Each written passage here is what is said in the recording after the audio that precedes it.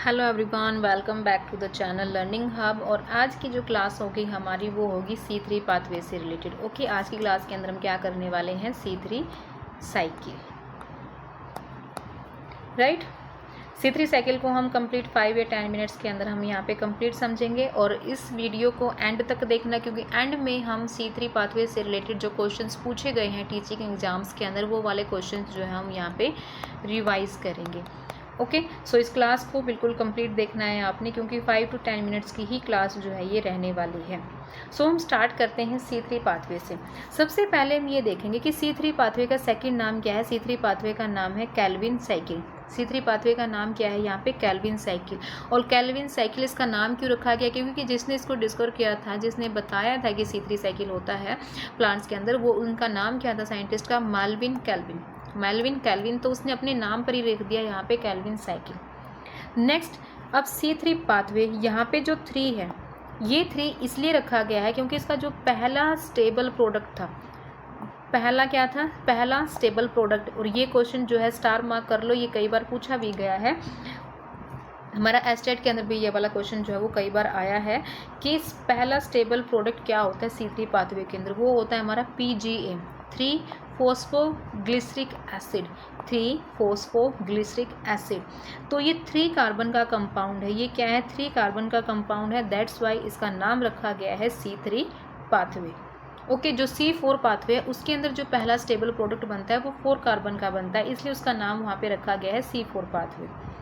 Okay, next अब हम यहाँ पे पॉइंट देखते हैं कि ये वाला क्या है, यूनिवर्सल पाथवे है। ये क्या है, एक यूनिवर्सल पाथवे है। Why it is universal, because ये प्रेजेंट होता है सभी प्लांट्स के अंदर, C3 प्लांट्स के अंदर, C4 प्लांट्स के अंदर, C2 प्लांट्स के अंदर, सभी के अंदर जो है वो हमारा ये वाला पाथवे जो है वो प्रेजेंट होता है। तो इसलिए हमने इसको नाम दे दिया कि ये एक यूनिवर्सल पाथवे है।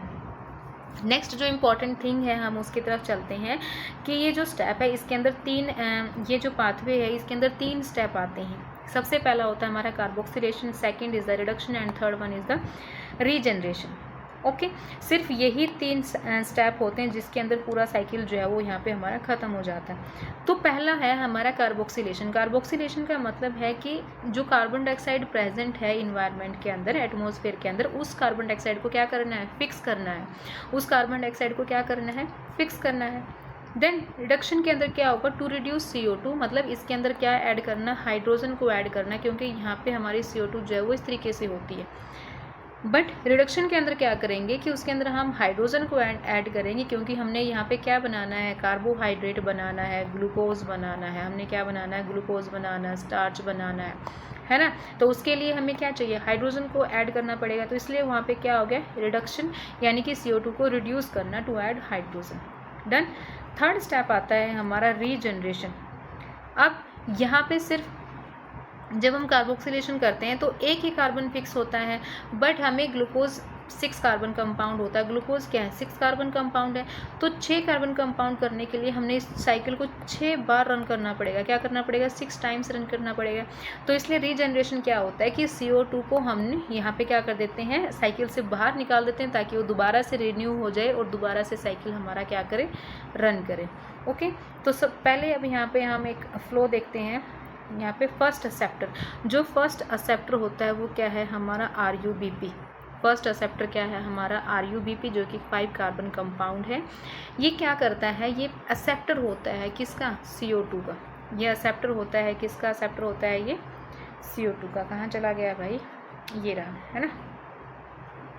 यस, जो RUBP है वो CO2 का एक्सेप्टर है। तो RUBP 5 कार्बन कंपाउंड और एक 1 मॉलिक्यूल CO2 को क्या करेगा, एक्सेप्ट करेगा, और हमें और क्या कहलाएगा, ये CO2 को यहाँ पे फिक्स कर देगा। CO2 को क्या करेगा, फिक्स कर देगा, जिसकी वजह से जिस प्रोसेस को हम बोलेंगे कार्बोक्सिलेशन।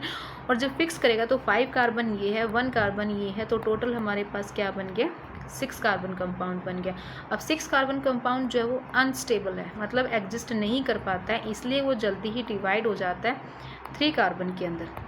3 कार्बन यानी कि 2 कंपाउंड, अब हमें 2 सब्सटेंस हमें यहाँ पे अब मिल जाते हैं, 3 कार्बन। और ये क्या है, अब यहाँ पे स्टेबल होता है। ये क्या होता है, स्टेबल होता है। और इसका नाम क्या है, 3 फोस्फोग्लिसरिक एसिड। इसका नाम क्या है, 3 फोस्फोग्लिसरिक एसिड। देन तो जब ये प्रोसेस हो रहा है उसके बाद अब हमारा क्या होगा, रिडक्शन होगा। रिडक्शन में हमने क्या किया था कि एडिशन ऑफ हाइड्रोजन,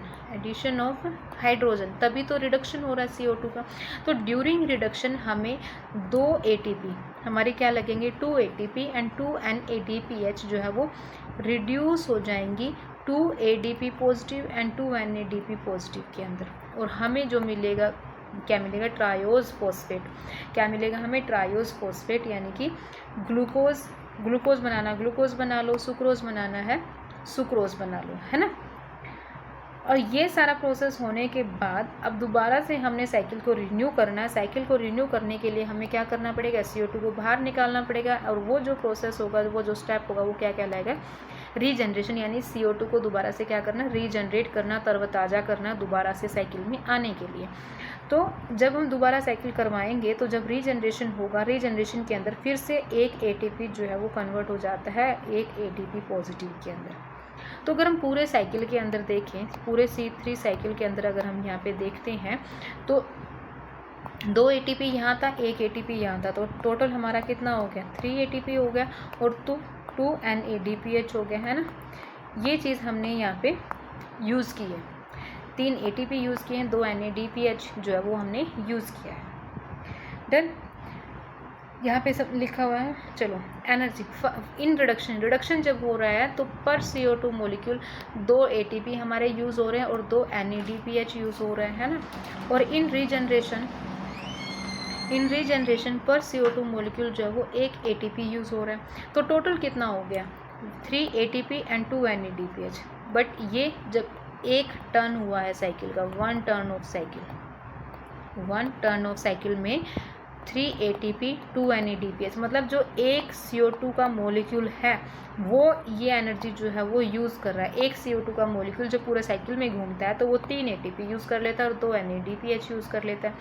बट अगर हम ग्लूकोज बनाना चाह रहे हैं तो ग्लूकोज तो क्या है, 6 कार्बन कंपाउंड है। ग्लूकोज क्या है हमारा, 6 कार्बन कंपाउंड है, तो इसको 6 से मल्टीप्लाई कर दो, 6 से कर दो, 6 से कर दो, तो एक ग्लूकोज फॉर्मेशन के लिए हमें यहाँ पे क्या मिल रहा है, 18 ATP मिल रहा है और 12 NADPH मिल रहा है। इसको जो है वो आप स्टार मार्क कर लीजिए, क्योंकि क्या होता है एग्ज़ाम के अंदर ये डायरेक्ट पूछ लिया जाता है कि 1 ग्लूकोज फॉर्मेशन के अंदर कितना ATP यूज़ होगा और कितना NADPH यूज़ होगा। तो 1 ग्लूकोज फॉर्मेशन के अंदर हमारा 18 ATP यूज़ होगा और 12 NADPH यूज़ होगा। करेक्ट, इसको जितना स्टार लगाना लगा लो क्योंकि ये क्वेश्चन इंपॉर्टेंट है। अब यहाँ पे हम PYQ करते हैं कि किस तरीके के क्वेश्चन जो है वो हमसे पूछे गए हैं। Glucose synthesis occurs during which stage of C3 cycle. जो ग्लूकोज है वो सिंथेसाइज होता है कौन सी स्टेज के अंदर, कार्बोक्सिलेशन के अंदर तो क्या है, CO2 फिक्स हो रही है। ऑक्सीजनेशन क्या है, ये तो O2 का है, C2 साइकिल होता है इसके अंदर, तो इसके अंदर क्या है, C2 साइकिल होता है। रिडक्शन और रीजनरेशन के अंदर क्या है, रीजनरेशन के अंदर क्या है, CO2 जो है वो फ्री हो जाती है ना, दोबारा से ऐड होने के लिए। तो हमारा जो आंसर होगा वो क्या होगा, रिडक्शन। कि जब रिडक्शन होती है तो उस टाइम पे ग्लूकोज की सिंथेसिस होती है। ओके, तो आंसर हो गया हमारा रिडक्शन।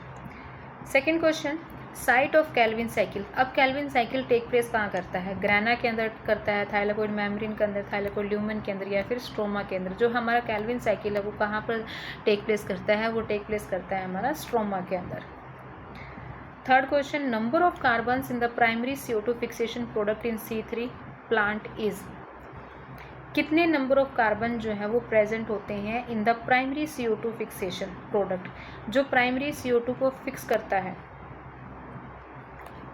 प्रोडक्ट के अंदर। इसने पूछे हैं number of carbons in the primary CO2 fixation product in the C3 plant. और प्रोडक्ट मतलब जो एक्सेप्टर होता है, जो CO2 को एक्सेप्ट करने वाला होता है वो तो होता है 5 कार्बन कंपाउंड का, और जो प्रोडक्ट बनता है वो होता है हमारा 3 कार्बन कंपाउंड का। वो कौन सा होता है हमारा, 3 कार्बन कंपाउंड का होता है। अब यहाँ पे इसने प्रोडक्ट पूछा था तो हमने यहाँ पे 3 कार्बन कंपाउंड किया। नेक्स्ट आता है correct sequence of stages in Calvin cycle, most important. Correct sequence हमसे पूछ लिया जाता है कि करेक्ट सीक्वेंस क्या है कैल्विन साइकिल के प्ले होने का, कार्बोक्सिलेशन है, रिडक्शन है, या फिर रीजनरेशन है। मतलब ये मैंने यहाँ पे डायरेक्ट यहाँ पे आंसर ही लिख दिया है कि पहला स्टेप क्या है, कार्बोक्सिलेशन, उसके बाद क्या है, रिडक्शन, एंड आफ्टर दैट हमारा क्या आता है, regeneration. Carboxylation, reduction, regeneration. Done. ये करेक्ट सीक्वेंस ही मैंने यहाँ पे आप लोगों के लिए लिख दी है, और ये क्वेश्चन जो है वो मोस्ट इंपॉर्टेंट है, बहुत बार एग्जाम्स के अंदर जो ये वाला है आया हुआ है, नीट के अंदर भी। Last question, number of calvin cycle required to generate 2 molecules of hexose sugar is. Hexose sugar यानी कि 6 कार्बन, ग्लूकोज की यहाँ पे ये बात कर रहा है, क्योंकि उसके अंदर 6 कार्बन होता है इसलिए इसने लिखा कि हिग्जोज शुगर। अगर 2 मॉलिक्यूल बनाने हैं, एक मॉलिक्यूल के अंदर कितने कार्बन होते हैं? 6 कार्बन होंगे। 2 मॉलिक्यूल के अंदर कितने होंगे? 12 कार्बन होंगे। ओके, तो 12 कार्बन के लिए 12 बार ही साइकिल जो है वो रन करेगा। 12 कार्बन के लिए 12 बार ही साइकिल जो है वो रन करता है। Okay done. तो ये थे हमारे यहाँ पे, हाँ बस यहीं तक है। तो ये था हमारा C3 साइकिल, क्या था हमारा ये था हमारा C3 साइकिल, और उससे रिलेटेड जो है यहाँ पे हमने क्वेश्चंस किए हैं आज की इस वीडियो के अंदर। ओके, आई होप आपको ये क्लास जो है वो बेनिफिशियल लगी होगी, और पॉइंट टू पॉइंट हमने यहाँ पे डिस्कशन किया है C3 साइकिल का। मोस्ट इम्पॉर्टेंट है ये हमारा, राइट। Okay, thank you.